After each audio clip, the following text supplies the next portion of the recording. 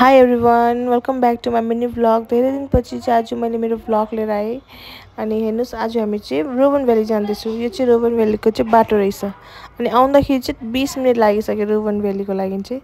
साइडमा चाहिँ parking area रहेछ, हामीले आफ्नो गाडी पार्क पनि गरिसकेँ। अन्त अहिले चाहिँ हामीहरू भित्र जाँदैछौँ। अनि मेरो मम्मी सबैजना आएको छ आज। अनि त्यसको पछि चाहिँ हेर्नुहोस् भित्र यस्तो छ बाटो। त्यसको पछि चाहिँ पुरा ग्रिनरी रहेछ। मलाई त लाइक नेचरवाला कस्तो नेचर पनि राम्रो रहेछ होइन। अनि यो चाहिँ पुलको बाटो रहेछ। हामी पुल हेर्नु जाँदैछौँ किनकि हामी स्विमिङ गर्नु आएको अब।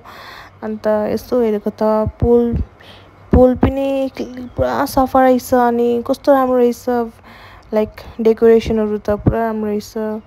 त्यसको पछि चाहिँ अलिकति बसेँ अनि के खाएँ हामीले। अनि त्यसपछि माथि आएँ भ्यू हेर्नुको लागि। सो हेर्नुहोस् न, माथिबाट भ्यू कस्तो मजाको देख्दो रहेछ। अनि आजको वेदर पनि कस्तो राम्रो रहेछ। हेर्नु न, चारैपट्टि ग्रिनरी मात्रै देख्दो रहेछ।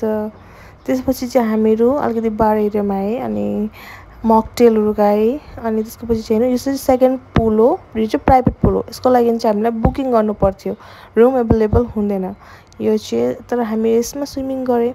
त्यसपछि अलिकति हल्का स्विमिङ गरेँ। अनि स्विमिङ गरेर इन्जोय गर्दा गर्दा चाहिँ राति भइसकेको थियो। अनि मलाई त पुरा मन पर्यो रोबन भ्याली। सो तपाईँहरू पनि आउनु होला। And thank you for watching my mini vlog. Thank